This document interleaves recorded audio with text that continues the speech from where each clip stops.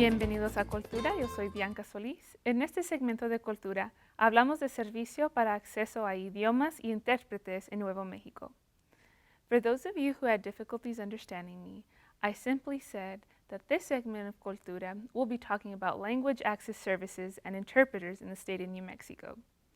It is easy to misunderstand or misinterpret when one isn't familiar with the language.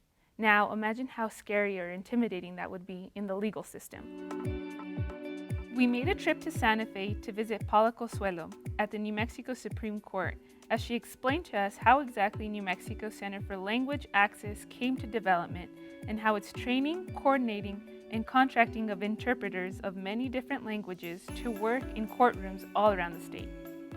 So the center was created in 2009 with funding from the State Justice Institute for the purpose of training bilinguals in New Mexico who wanted to become court interpreters, and they needed training to be able to professionalize the work that they already did or get into the profession of court interpreting.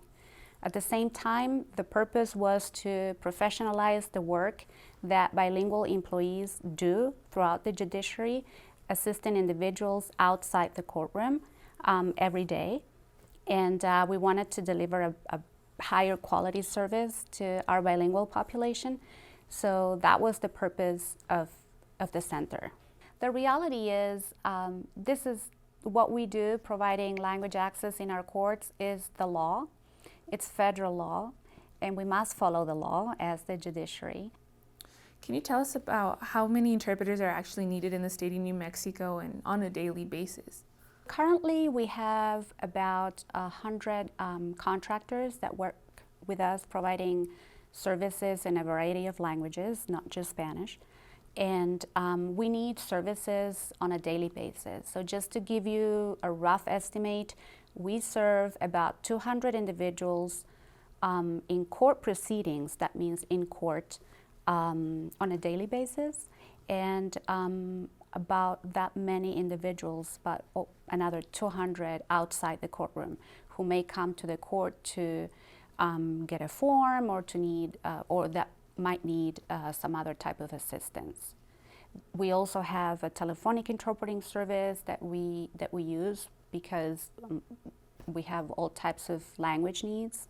So we might have a person who comes to the court and needs Gujarati services or Punjabi services, and we have to serve those individuals just like the ones we serve in Spanish or just like the ones we serve in English. So regarding telephonic and video interpretations, that's for more rural parts of New Mexico, correct? We use it to whatever we need it, really. And but the short answer is yes. For example, we need an interpreter in an hour in a remote location where we don't have interpreters. What do? Well, we cannot bring the interpreter in person because they need to drive for 3 hours or 4 hours or more to get there. But we can bring an interpreter maybe via video or by phone. Video remote interpreting and telephonic interpreting is also very helpful for languages of lesser diffusion. For example, we don't have a Gujarati interpreter in the state. I wish we did, but we don't. And so in that case, we use video remote interpreting. And we're trying to develop those capabilities more and more. We're trying to get better equipment to set standards so that we're sure that the service that we are delivering is high quality.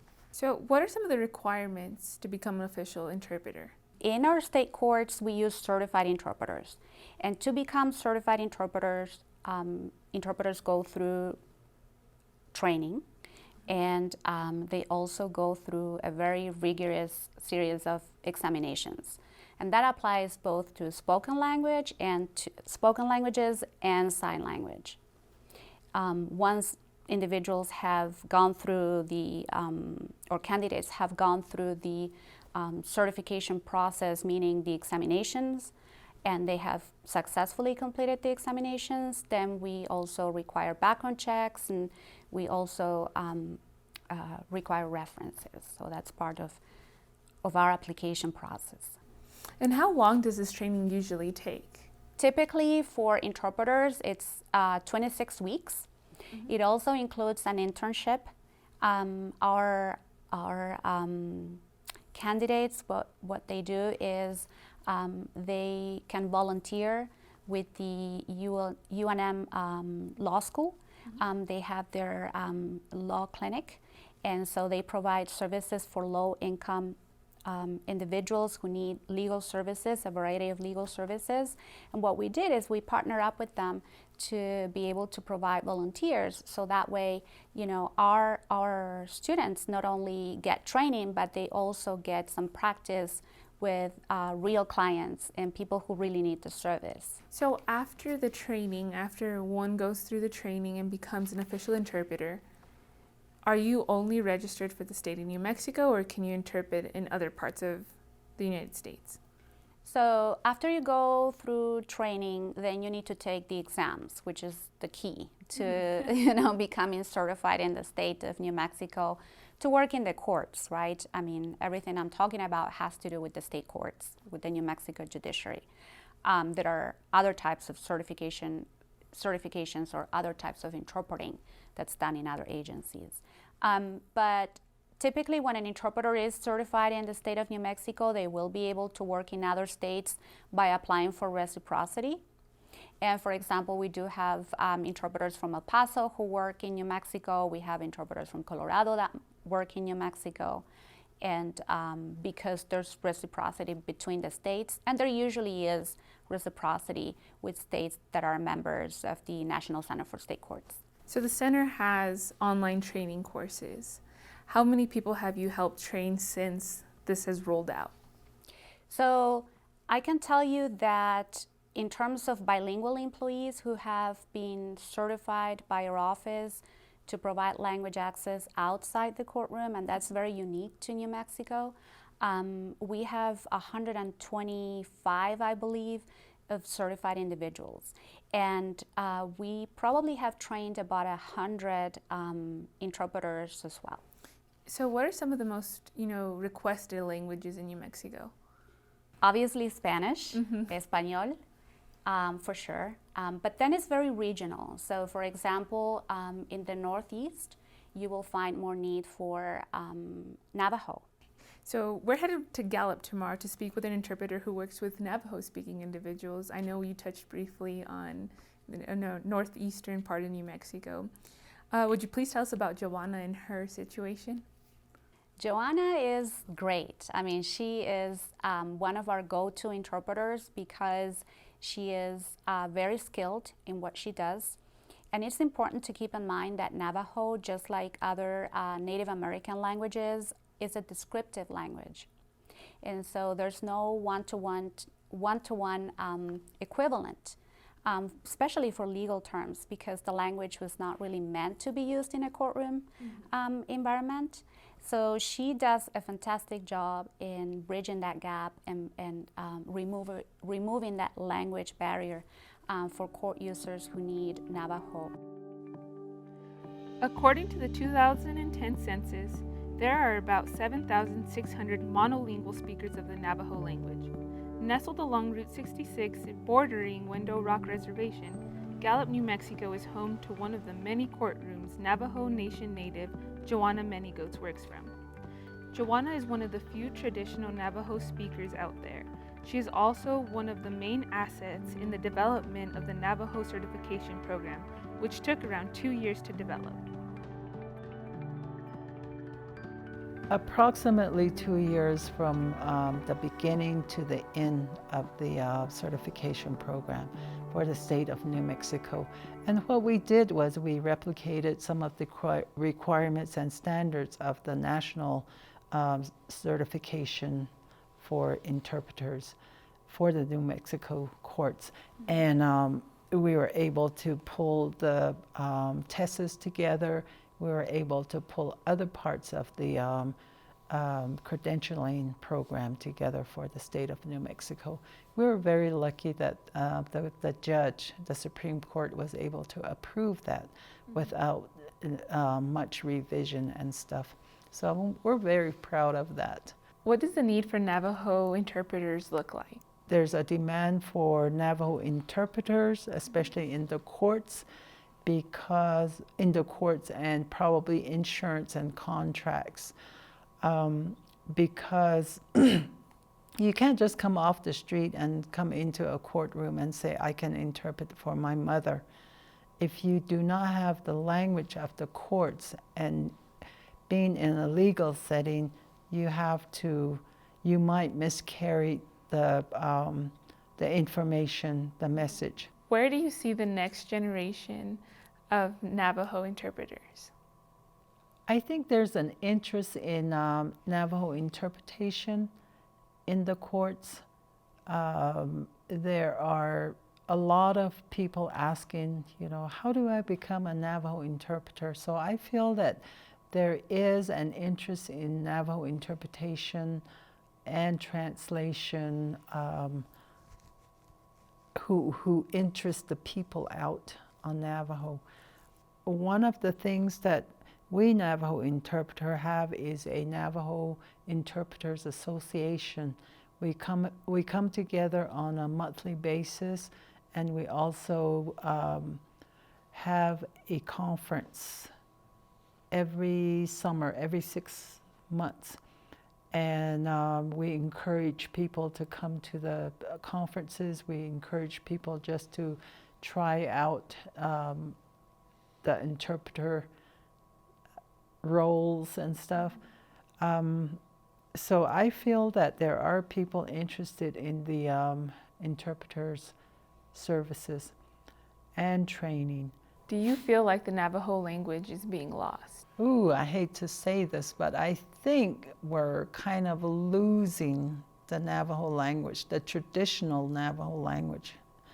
The one that was proper and the one that mom and dad grew up with. Mm-hmm. Because of our schooling, we are unable to effectively and fluently speak the Navajo language anymore. For example, my granddaughter is taking Navajo, mm-hmm. but she only uses the short structured Navajo. She cannot carry on a conversation like we are right now with using the English language. So it's harder for them to grasp.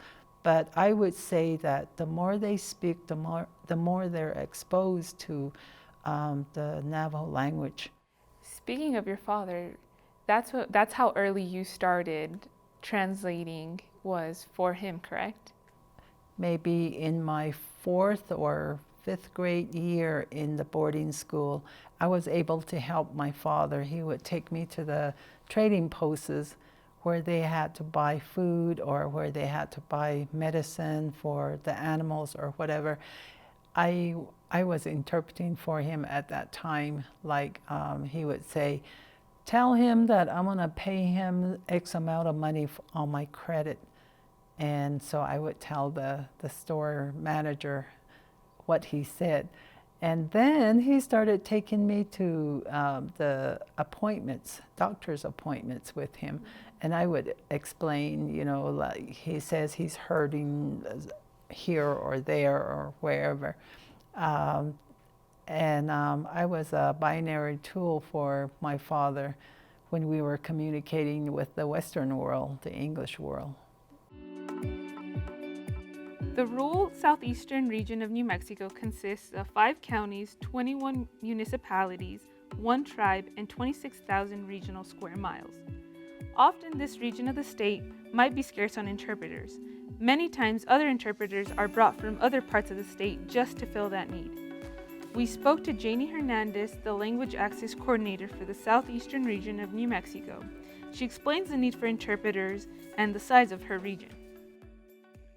I have a pretty large region that I cover, from JAL to Fort Sumner. So I think I've totaled up to about 29 judges that I cover requests for. And it just varies on a day-to-day basis because it's also magistrate courts and district courts, and they both work a little bit differently. Is it fair to say that Spanish is in high demand, or is Spanish the only language you serve mostly in this region? Spanish is in high demand, It's not the only language, but it's probably the most requested. What other languages have you found yourself? Tagalog. It's from it's Philippines. Arabic, Mandarin, American Sign Language. I get that. I also have had German. Those aren't as highly requested, but still, I get those. I think Tagalog and Mandarin might be the other two besides Spanish. So sometimes you find yourself, someone wants to be an interpreter, but their Spanish is subpar. It's not up to, the standard that you need for an interpreter. How do you help them not feel discouraged and, get their Spanish to the level it needs to be to become an interpreter? What I encourage people to do if their Spanish is subpar is to listen to the radio, watch TV, read newspapers, read articles, whatever they can come across that will help them. And of course, if there's a word that they don't understand, keep a dictionary nearby. Many years ago, we had an interpreter that her dictionary, and she always brought it with her, that just in case there was a word that came up that she wasn't familiar with, that she'd make a note and during a break look it up and familiarize herself with that. But I believe that that's good practice anyway for anybody. And what kind of outreach programs are you guys working on, or do you guys already have to recruit interpreters? We have reached out to New Mexico Junior College and Clovis Community College, and also to Eastern. And that's one of the things that Paula and I have discussed about getting back in there and speaking with their professors and seeing who they would possibly recommend if they have any for recruitment purposes, somebody that is looking, because it's a great career and they could make it whatever they wanted to. Like I said, they could stay really, really busy, or say, I'm only wanting to work 3 days of the week and I want to work just in Clovis Portales, or I want to go ahead and work the whole region, travel to Roswell or Carlsbad or to Hobbs, even Eunice or Jowl. Because I do have some interpreters that say, no, I just want to stay local. So it would be up to them as to how much traveling they would want to do. Do you ever find yourself recommending to your interpreters to study up on legal terminology, depending on the case? Yes, ma'am. Especially, I will ask the newer interpreters to familiarize themselves with criminology, terminology. In civil cases, the same thing, depending on what type of case it is, because if it's a medical malpractice, or in our region, an oil field case, they may not be too familiar with what a tanker may be, or an oiled rig, and what it takes to get one put up. At one point when I was working with Judge Klingman, we had a week-long jury trial, and it was an oil field injury. By the time we got done, I could put up and take down an oil rig. You learn a lot. So when you're working with Santa Fe, yearly reports come out. Have any come out recently? Yes, ma'am. We had a report come out that placed us ranked number 2 for our performance measures. We came in second only to Hawaii. And I believe that would go to show how strong our team is and how well we all work together to make sure that all of our cases throughout the state of New Mexico that require an interpreter get filled. So we work very hard. Not only is New Mexico ranked number 2 in language access service, but Paula tells us the uniqueness of the New Mexico Constitution. Article 7, Section 3 of the New Mexico Constitution basically says that an individual can serve as a juror regardless of their ability in the English or Spanish language. And that is very unique to New Mexico. There's no other state that has such a legal requirement in their constitution or their laws. And we are the only state that provides interpreters for individuals with limited English proficiency. So, for example, Joanna Manigoats, she will go to court and interpret for Navajo jurors, right? And when you think about it, it makes perfect sense, because if you have the right to have a jury of your peers, right, mm-hmm. and you are excluding jurors who speak your language and belong to your community, then that wouldn't be fair. That's at least how we see it. And so we're very proud of being able to provide interpreters for jurors, and that only happens in New Mexico. What collaborations and community outreach is your center involved in? We always try to collaborate and to seek out input from the community. And so we do have several outreach programs that have to do with, for example, working with Read West, that is a literacy organization that helps individuals with literacy. And they are right now helping us with volunteers that will be available at the courthouse to assist individuals who might have certain language need and will need their assistance. And we're also working with Enlace Comunitario. They do a lot of training with our courts as well, and they are an organization that helps domestic violence victims. So when we implemented the bilingual domestic violence and domestic relations forms, we certainly reached out to these two organizations to help us implement the program. We also work with the Commission for the Deaf and Hard of Hearing whenever we have to work on a project that has to do with assisting individuals who are deaf or hard of hearing.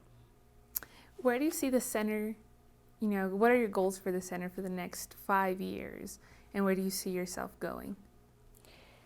I see our program growing so that we can provide better service to people, to serve more individuals, and also to improve the range of services that we provide. So this year we did a lot of work with translation of written forms and documents. We are also working on the avatar. So I just see all those projects that we started, just always keep improving what we're doing. New Mexico, with all its languages and cultures, has a unique challenge for the Language Access Center of New Mexico. Paula and her team continue to meet and exceed the federal guidelines and work hard to recruit and train new interpreters to provide quality service across the state of New Mexico.